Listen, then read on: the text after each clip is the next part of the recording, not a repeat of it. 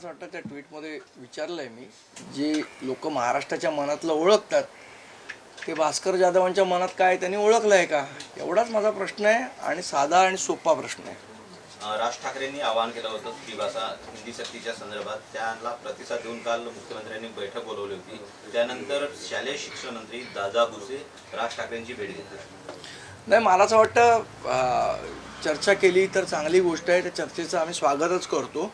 पण मुळात आमचा जो विषय होता तो असा आहे की राज्यामध्ये जेवढे भाषा तज्ज्ञ आहेत किंवा शिक्षण तज्ज्ञ आहेत त्या सगळ्यांनी हे वारंवार सांगितलं आहे की लहान मुलांवर म्हणजे 1ली ते 5वीची जी मुलं आहेत ह्यांच्यावर 3 भाषांची सक्ती करण्यात येऊ नये. ऑलरेडी सगळं अभ्यासाचं बर्डन त्यांच्यावर आहे, त्यांच्यावर तो सगळा भार आहे, अभ्यासाचा बोजा आहे. त्यांचा बोजा आपण अजून किती वाढवणार आहोत, त्या लहान मुलांवर किती तुम्ही त्यांच्यावर प्रेशर करणार आहात. त्यामुळे ह्या सगळ्या गोष्टींचा विचार सरकारने करावा अशी आमची प्रामाणिक भूमिका आहे. याच्यामध्ये कोणाचा विरोध किंवा कोणाचा हे करण्याचा किंवा कुठल्या भाषेचा द्वेष करण्याचा विषय नाही आहे. पण मुळातच कुठेही अख्ख्या देशभरात 3 भाषेची सक्ती केलेली नाही आहे.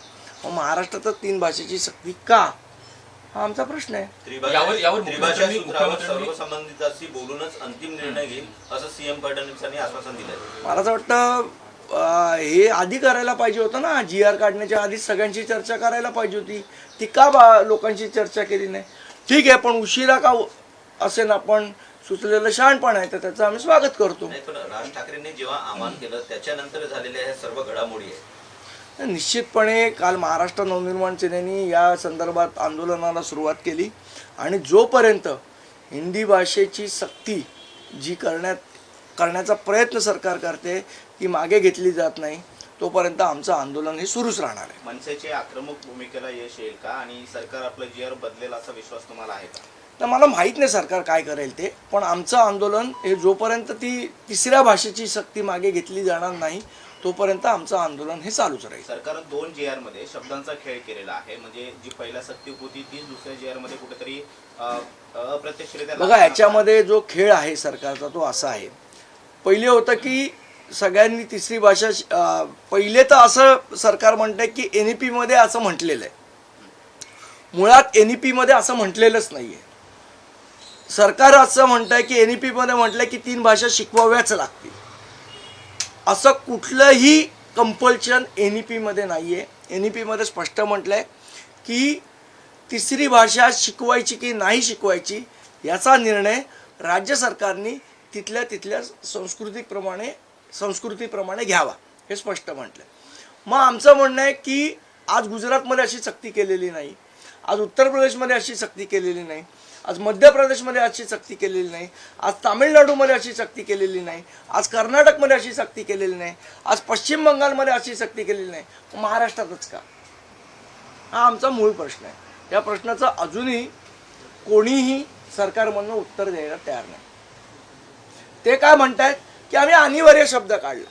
तुम्ही अनिवार्य शब्द काढला तो हिंदी सक्तीचा अनिवार्य शब्द काढला, पण आमचं म्हणणं होतं की 3री भाषा अनिवार्य हाच शब्द आपण या GR मधनं काढावा.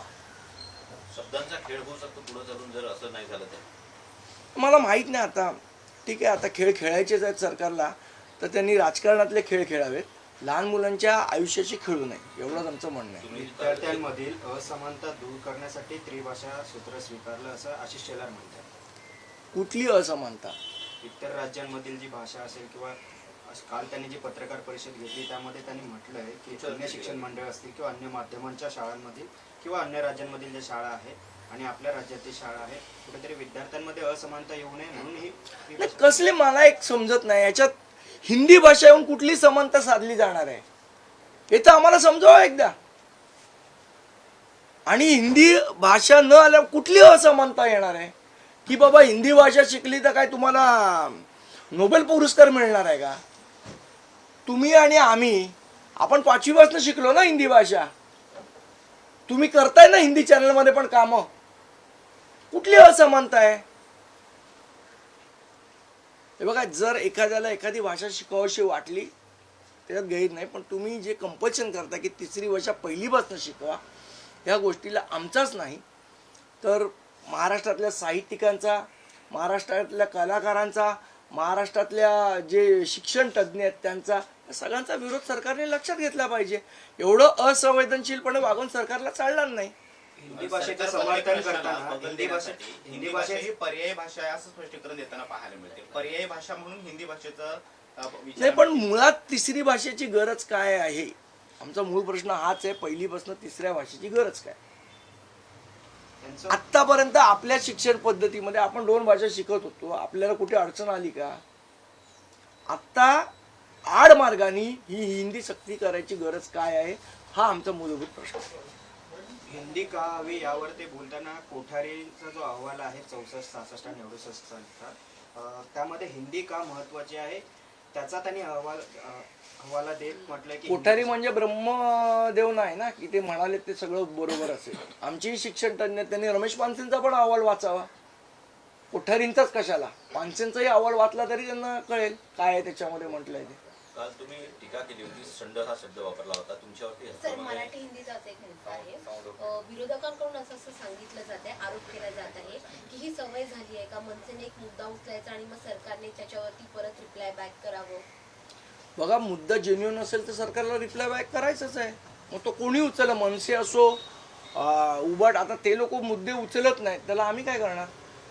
सामनामध्ये ही अग्रलेख आलाय, हिंदीचे मास्टर फडणवीस सामनामधून. बोलबच्चन लोकांनी, आम्हाला सध्या गरज आहे, मराठी माणसाला गरज आहे रस्त्यावर उतरून आंदोलन करायची. बाकी बोलबच्चन लोकांबद्दल काय बोलणार? संदीपजी, एक प्रश्न विचारावासा वाटतो तो म्हणजे आता हिंदी भाषेचा मुद्दा मनसेनं एकदम आक्रमकपणे लावून धरलेला आहे. मराठीचा जेव्हा मुद्दा येतो किंवा मराठी कलाकारांचा जेव्हा विषय येतो, मराठी कलाकार जेव्हा अडचणीत असतात तेव्हा ते मनसेकडे येतात किंवा मनसे त्यांच्या पाठीमागे उभे राहते.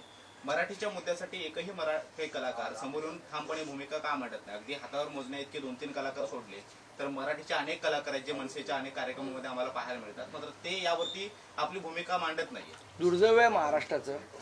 आज तुम्ही बघा, कमल हसन असतील किंवा दाक्षिणात्य अभिनेते प्रकाश राजांचं मी परवा हे बघितलं, त्यांचं एक मला असं वाटतं कुठेतरी इंटरव्ह्यू होता का हिंदी चॅनलवर इंटरव्ह्यू होता, तिथे ठामपणे त्यांनी हिंदी सक्ती का नको या विरोधात भूमिका मांडली. दुर्दैवाने आपले मराठी कलाकार, आता परत मी ते वाक्य बोलत नाही कारण त्याच्यावर गदारोळ होईल, पण त्यांनी अभिमानाने वागायला पाहिजे. नाही, काल तुम्ही जो शब्द वापरला होता शंड, तर त्याच्या अनुषंगाने तुमच्यावरती हक्कभंग आणण्याच्या तयारीत आमदार लोक आहेत. तुमची प्रतिक्रिया? मला वाटतं काल त्याच्यावर जे बोलायचं ते मी बोललोय, आता मला परत बोलायची गरज नाही. शरद कोळेंनी तुमच्याबद्दल विधान केलेले आहे की तुम्ही भाजप पुरस्कृत आहात वगैरे वगैरे, तुमच्यावर टीका केली. ठाकरेंचे अनेक नेते तुमच्या ज्या काही प्रतिक्रिया मागच्या दिवसापासून येत आहेत किंवा युतीबद्दल तुम्हाला प्रश्न विचारल्यानंतर तुमचं जे काही उत्तर असतं ठाकरेंबद्दलचं किंवा त्यावरती तुम्ही जे भाष्य करताय, तुम्ही या सगळ्यामध्ये मिठाचा खडा ठरताय असं तुम्हाला संबोधलं जात आहे सध्या तरी. नाही, कसं आहे, एक लक्षात ठेवा, पक्षाची भूमिका मांडत असताना तुम्हाला लोक तुमच्या, आता टीका करणारे कोण आहेत? आता मी जेव्हा यूट्यूबवर वगैरे सगळ्या गोष्टी येतात तेव्हा खाली खूप असतात, हा भाजपचा दलाल आहे, हा भाजपचा भडवा आहे, हा भाजपचा हे आहे. ज्यांच्याबरोबर 19 वर्ष मी राहिलो त्या राजसाहेबांच्या मनात माझ्याबद्दल काय आहे मला माहिती आहे. त्यामुळे असल्या भुंकणाऱ्या कुत्र्यांबद्दल मी विचार करायची मला गरज नाही. आणि कोळीसारखे लोक ज्यांनी आयुष्यात महिलांचा कायम अनादर केलेला आहे, ते माझ्या बायकोबद्दल, माझ्या कुटुंबाबद्दल आता बोलायला लागले. म्हणजे एवढं शिवसेनेचं फ्रस्ट्रेशन आलं आहे की ते आता माझ्या कुटुंबावर यायला लागले. मी आयुष्यात नेहमी एक गोष्ट पाळलेली आहे, मी राजकारणाच्या वेळेला राजकीय व्यक्तींबद्दलच बोललेलं, कोणाच्या कुटुंबाबद्दल बोललेलो नाही. तर सगळ्यांनी ही रेड लाईन पाळली पाहिजे. आणि माझी बायको, माझी पत्नी ही MPSC पास होऊन सरकारी सेवेत आहे. ती काँग्रेसच्या काळातही होती, उद्धव ठाकरेंच्याही काळात होती आणि आता भाजपच्याही सरकारच्या काळात आहे. त्यामुळे, आणि ती 10वीलाही मेरिटला होती, 12वीलाही मेरिटला होती. त्यामुळे ती कोणाच्या तरी मेहरबानी ती तिथे नोकरी करते, हे जे काय कोळी म्हणाले. त्यामुळे त्यांच्या महिलांबद्दल असलेल्या वृत्तीबद्दलचं दर्शन आणि शिवसेनेच्या महिलांबद्दल असलेल्या वृत्तीबद्दलचं दर्शन घडतं इथे. आणि आम्ही आजपर्यंत कधी कोणाच्याही कुटुंबावर गेलेलो नाही, हे शिवसेनेने भान बाळगावं. आम्ही रेड लाईन पाळली आहे, तुम्ही पाळा. तर आम्ही पाळायची सोडली तर मग खूप गोष्टी वेगळ्या घडतील. संदीपजी, पण दुसरा एक असा प्रश्न, ठाकरेंचे बरेचसे नेते ज्यावरती या सगळ्यावरती प्रतिक्रिया देत असताना मनसेकडून ठोसपणे असं एवढं नाही बघा, मुळात मुद्दा याच्यात असा आहे की बोललो कोणी पाहिजे, उद्धव साहेब, राजसाहेब, मग बाकीचे का बोलतायत? आणि काही तर आमच्या इथलेच गेलेले बाडगे एवढी जोरात बांग देतात की त्यांना दाखवावं लागते की मी बाडगा आहे तर माझी बांग जोरात गेली पाहिजे, त्यामुळे ते बोलतात. पण अशा भुंगड्याने काही होणार नाही. जोपर्यंत दोन नेते एकमेकांशी बोलत नाही तोपर्यंत ही घटना घडू शकत नाही. सकारात्मकतेचा कितीही जप, आता ट्रम्प पण म्हणतात सकारात्मक आहे, पण इराणने अजून सीजफायर मान्य नाही केलंय. केंद्रीय निवडणूक आयोगानं पुन्हा एकदा निवडणूक कामाची जबाबदारी जी आहे ती शिक्षकांना दिलेली आहे. यापूर्वी मनसेने याला विरोध केला होता. कसं पाहता या पूर्ण विषयात? आता कामाच्या ठिकाणी पूर्ण वेळ राहून अतिरिक्त निवडणुकीचं काम करण्याचे निर्देश देण्यात आलेले आहेत शिक्षकांना. तर मला वाटतं हे धोरणच चुकीचं आहे. प्रत्येक वेळेला ते करायचं, प्रत्येक वेळा आम्ही विरोध करायचा. मला असं वाटतं निवडणूक यंत्रणा म्हणून आपण त्याच्यामध्ये काही सुधारणा केली पाहिजे. त्यांना लागणारा स्टाफ किती आहे. मला हे मान्य आहे की निवडणुकीचं काम प्रचंड असतं, ते निवडणूक आयोगाकडे स्वतःचा स्टाफ नाही, त्यामुळे त्यांचा तो सगळा स्टाफ हायर करावा लागतो. पण हा स्टाफ हायर करताना मला असं वाटतं शिक्षकांना त्याच्यातनं वगळले गेले पाहिजे. एक तर तुम्ही शिक्षकांवर रोज नवीन नवीन जबाबदाऱ्या देता. आता मला वाटतं जनगणनेची पण जबाबदारीमध्ये तुम्ही परत शिक्षकांना आणणार.